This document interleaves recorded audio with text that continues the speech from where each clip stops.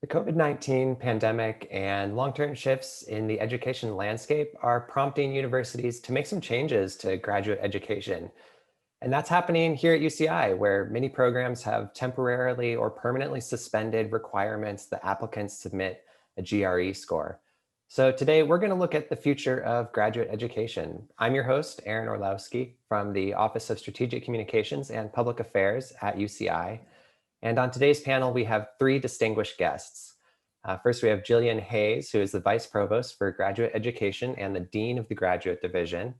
We also have Tyrus Miller, who is the Dean of the School of Humanities. And we also have Song Richardson, who is the Dean of the School of Law. Thank you all for joining me today on this panel. Thank you. Pleasure. Thank you, Aaron. Well, let me give the first question to Dean Hayes. So can you bring us up to speed? What is the status of the graduate programs at UCI right now? Are most classes and labs in person, or is everything remote? Great question, Aaron. It's a little bit of a mix right now. So we've got a couple hundred in-person graduate courses right now, which are predominantly small seminars or things that happen in labs that you simply cannot do from a remote location, things like that. And research is by and large continuing. There are, of course, some types of research or particularly international research that's had to be pulled back, but people are either working from home or if they are doing essential research, they're able to come into campus with a proper safety plan in place, of course. And we're continuing to admit new students. We had a record over 22,000 new graduate applicants for this fall cycle, and we expect to see even more next year. We're almost 10% up year over year from fall 2019 to fall 2020. And then we also had an increase to campus net of about 500 new graduate students this fall. So that's a mix, of course, of master's and PhD students, but people are, still excited to go to graduate school despite all of the uncertainty and the challenges that we're all facing. And the incoming class has done an amazing job of acclimating despite being at a distance. So how has the pandemic affected the admissions process for those students who are looking to enroll in 2021? Probably the biggest thing is what you had alluded to already around the GRE. And so what we see is a mix of things. One is we've had a nationwide trend for some time, and programs were already starting to look at removing the GRE. Many of them have. And then those that weren't looking to remove the GRE permanently have recognized the challenges that students are going through trying to take a remote GRE, which is possible, but is incredibly challenging for a variety of reasons.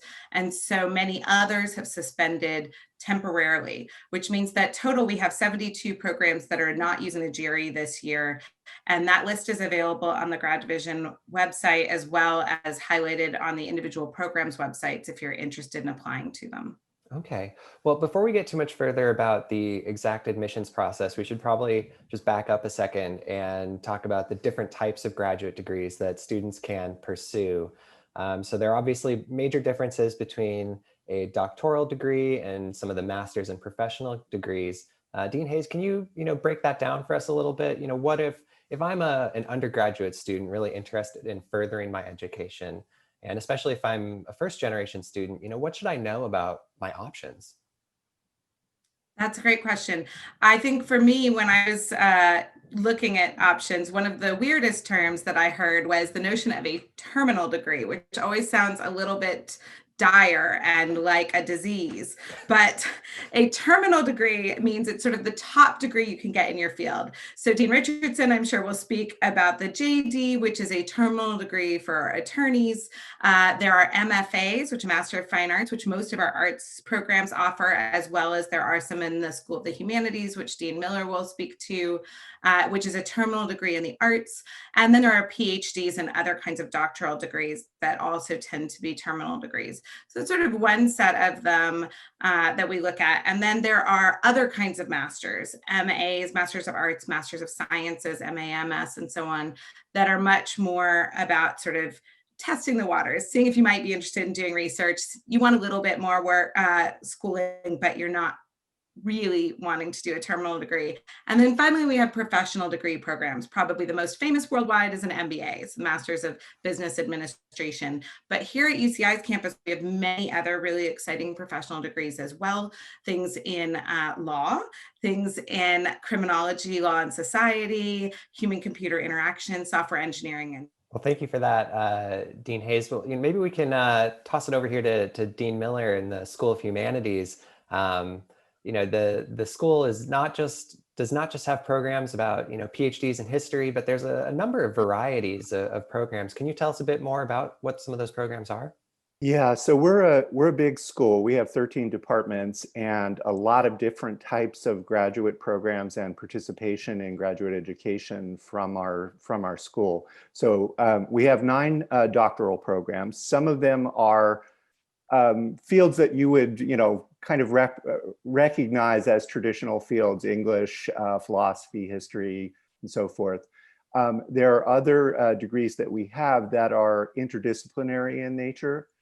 So the Culture and Theory program is a non-departmental interdisciplinary program that is about, as the title indicates, about critical theory and its application to various sorts of questions of culture and society.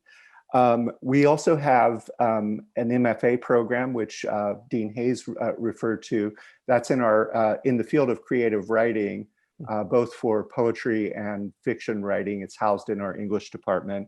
We have 2 MA programs that are coupled with PhD programs, but they admit independently. And I make that distinction because we also have 3 additional MA programs that we call 4+1 programs. And it's an opportunity for our most advanced undergraduates to continue on in the major that they had, but at the graduate level, and in 5 years to earn a master's degree, which is actually something that I myself did as an undergraduate student, not at UCI, but it's a great opportunity that we offer at UCI.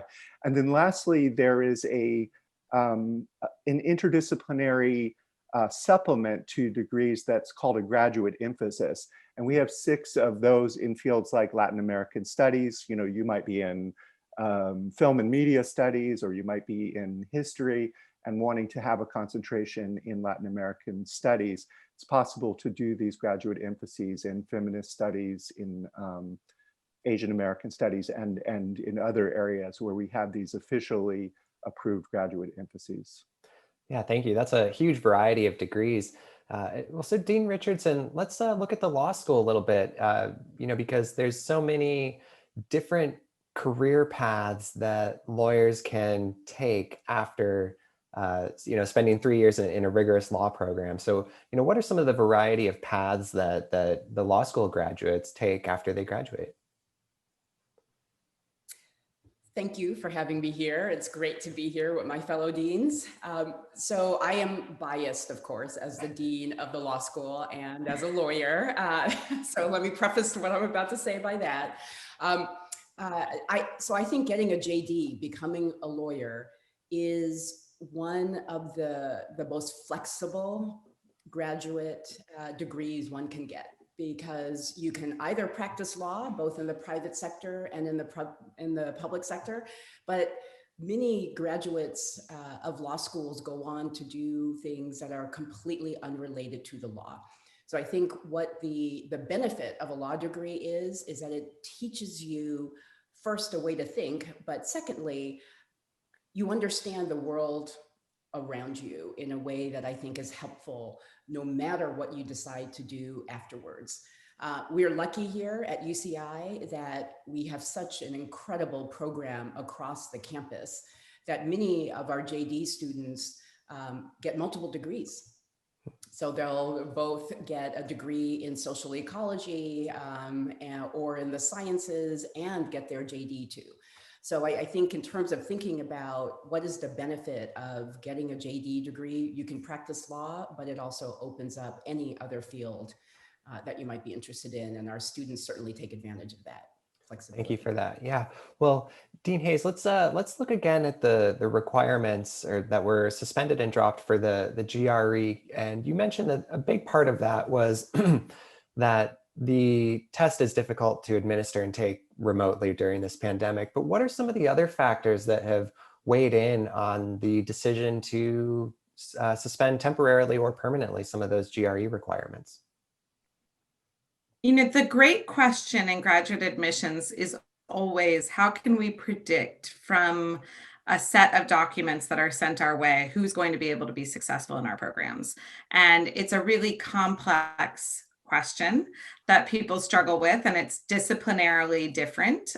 So some disciplines may really need an interview, others may really look very much at quantitative skills, others may be most interested in leadership and other kinds of experiences. It's highly dependent on the discipline. But none of us, unfortunately, has the perfect answer to that formula.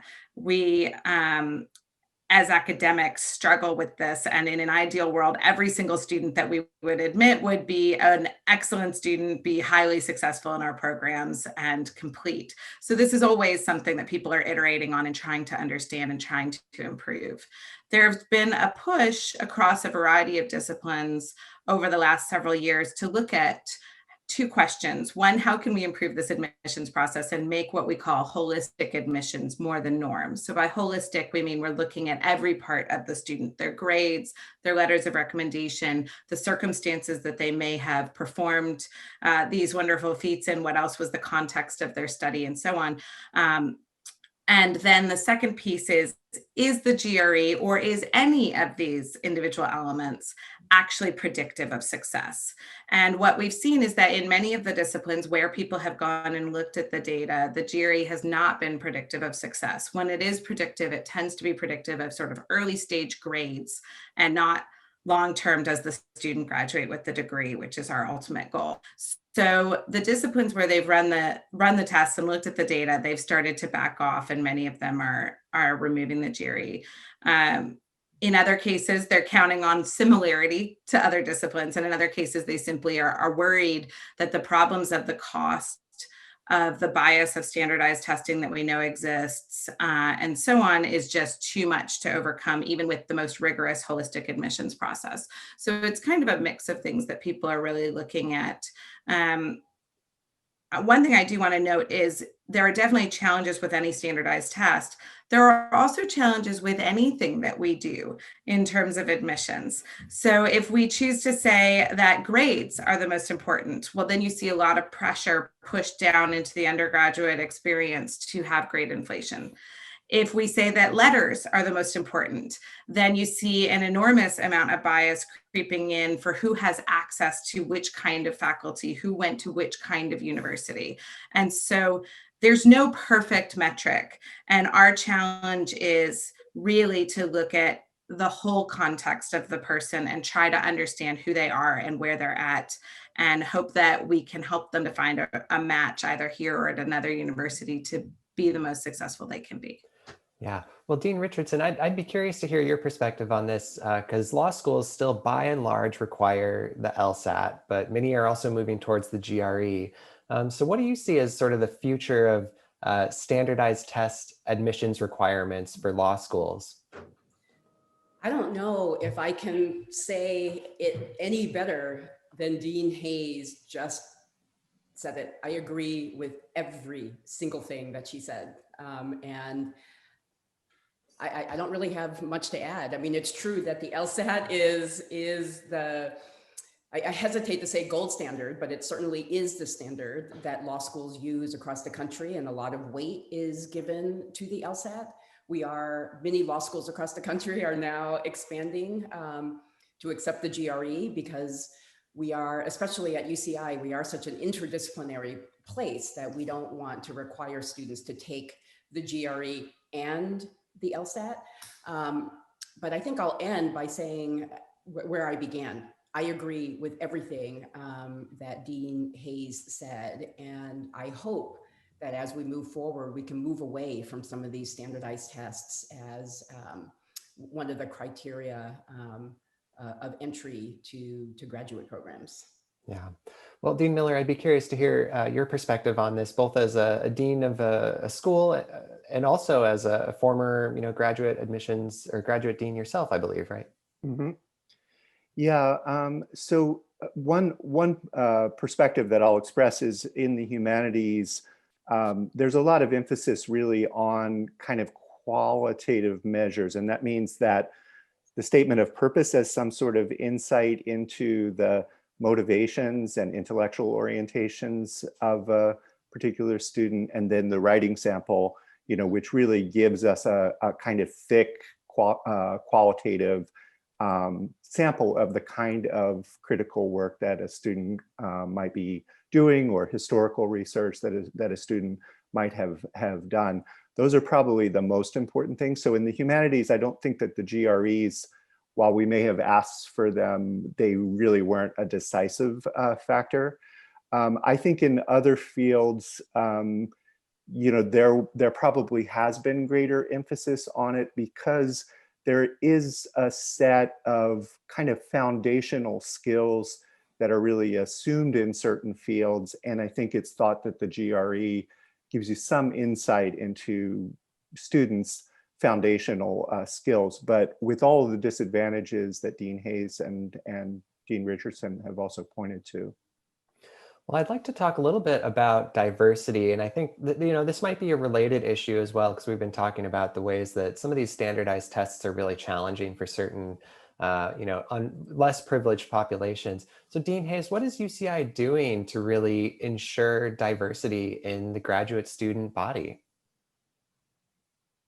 It's a great question. As I'm sure you know, diversity and inclusion are hugely important to the University of California and to UCI in particular. And we've made great strides at all levels of education to try to increase the just variety of experiences that our students bring to bear. And one thing that we know, I'm a computer scientist and a designer, so I spend a lot of time thinking about creativity within sort of the STEM world.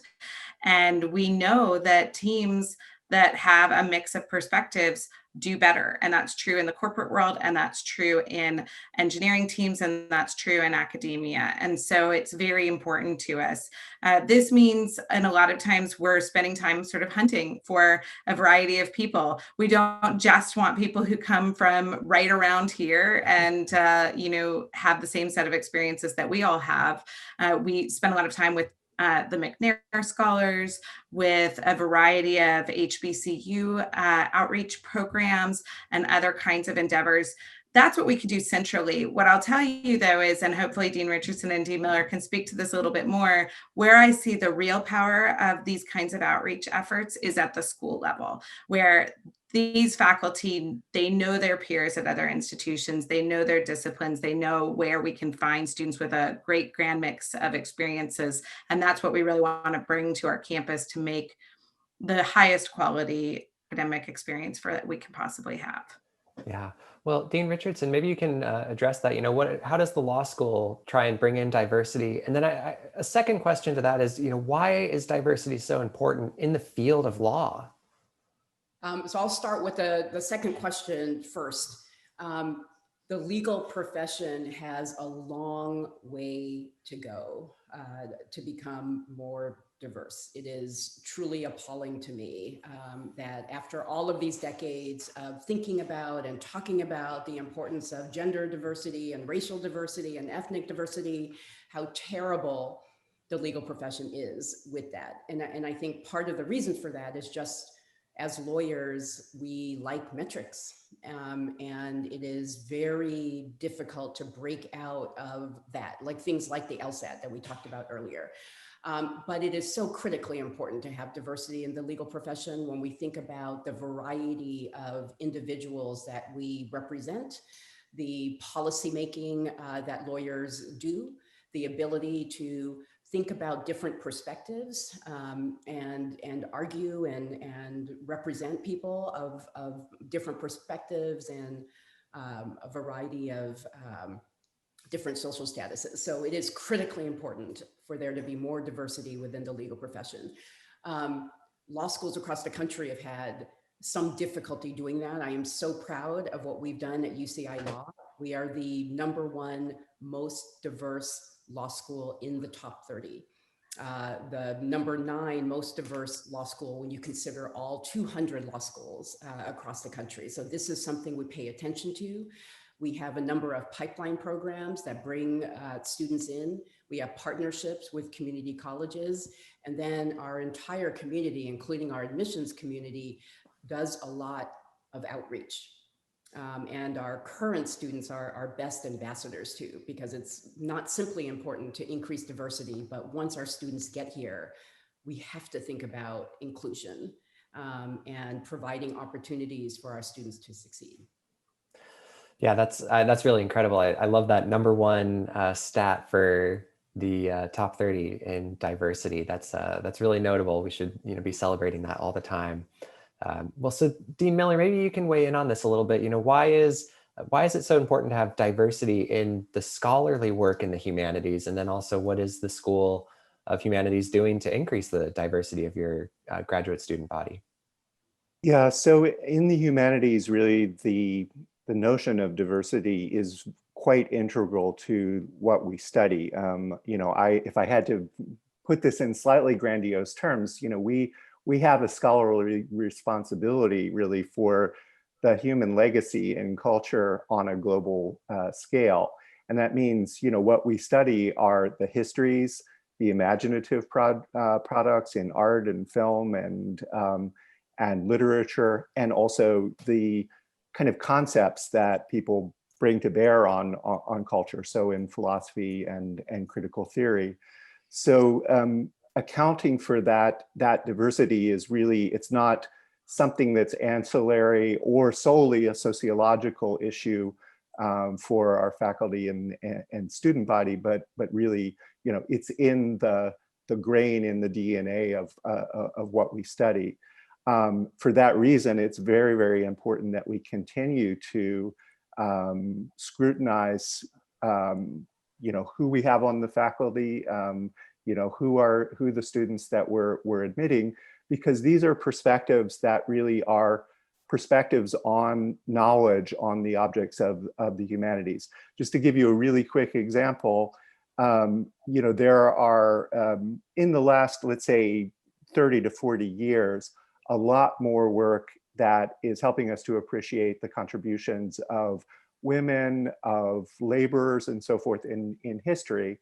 And it wasn't solely the work of women or people from working class backgrounds or socialist orientations, labor orientations, but those perspectives were very, very important. The facts were there. They hadn't really been brought to light in the historical discipline until people started to ask those questions from those particular perspectives. Yeah. Well, we've talked a lot about some of the admissions requirements and diversity currently, but if I may be so bold as to ask you all to get out your crystal balls and look into the future a little bit, Dean Richardson, what do you see as the changes for law school that are coming up in the next decade? How do you see the whole law school system kind of changing? That's such a great question, and I'll refer to the challenges of the current moment to answer that question. So when we think about law in general, we tend to think of a more conservative profession. And by that, I mean more slow moving, more grounded in tradition, even though I would say that UCI law is a little bit different from that. But because we have had to pivot across the country so quickly to address the global pandemic, I really think now that as law schools think about the best ways to educate our students, we will incorporate more of the lessons that we have learned from this time. So lessons about the uses of technology and how that can enhance what we do in the classroom. I think the post-George Floyd reckoning with race that is happening across the entire country right now is also causing law schools to think very critically about all of the ways in which we can open up the diversity of our student body, provide more opportunities for success so that we can diversify the legal profession. So I really think what's happening in this moment will help us be more innovative, more creative, and more thoughtful about how we bring more diverse students in, how we teach our students when they're here, and how we prepare them for the careers that they'll engage in once they graduate. Mm-hmm. Dean Miller, what do you see when you look into the next decade at graduate education in the humanities? I think there's going to be a kind of diversification also in terms of the professional paths that students follow. I think the humanities probably more than, fields like in certain of the sciences or certainly in engineering, there hasn't been a clear pathway into kind of industry or other really clearly defined professional spheres. If you're a earth scientist and you do geology, there are agencies out there that want geologists, and there isn't as clear a sort of corporate demand for saying, we want a philosopher or we want a PhD historian. Nevertheless, there are many PhDs who translate that expertise and research skills into really interesting career pathways. So I think that we are trying to actually help to imagine that. And it's also part of a transformation of the field of the humanities, where we're actually connecting with the diversification of graduate expertise on the campus and research expertise on the campus. So to give you an area of example, in the medical humanities, where the interface between all the kind of incredible dynamism in health and health technology and health data and so forth, we're looking at that from the perspective of these really core questions about the meaning of life and of well-being and of how we understand death and those sorts of philosophical and imaginative and historical questions. And I think that there's going to be a much greater role of these kinds of interdisciplinary partnerships and also professional opportunities that really follow from that. Then, we still will have traditional degrees that are translating into, becoming professors in that field. But I think we're going to see a great deal more professional diversity and also a reflection in the training that students are getting while they're doing their graduate work. Well, those definitely sound like some very exciting opportunities for students and also for society. So I want to wrap this up with one final question to Dean Hayes here. Uh, as you look at graduate education, and especially in the next decade, what are the benefits to society? Why does society need students with graduate degrees and this kind of academic expertise? Thanks, Aaron. And that is a great segue from some of the wonderful points that were just made.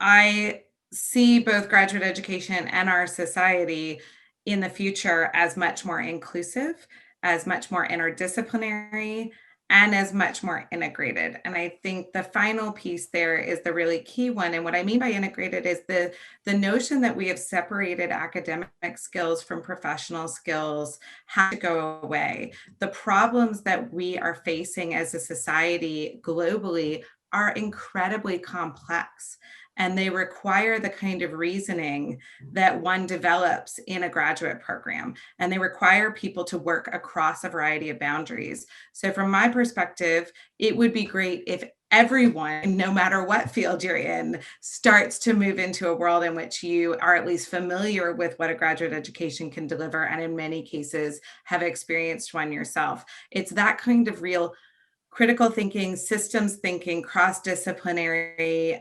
engagement that is the way that I think we're going to be able to get out of the kinds of wicked problems that we're currently experiencing. Well, Dean Hayes, Dean Miller, and Dean Richardson, thank you so much for joining this panel today. I think it was very interesting.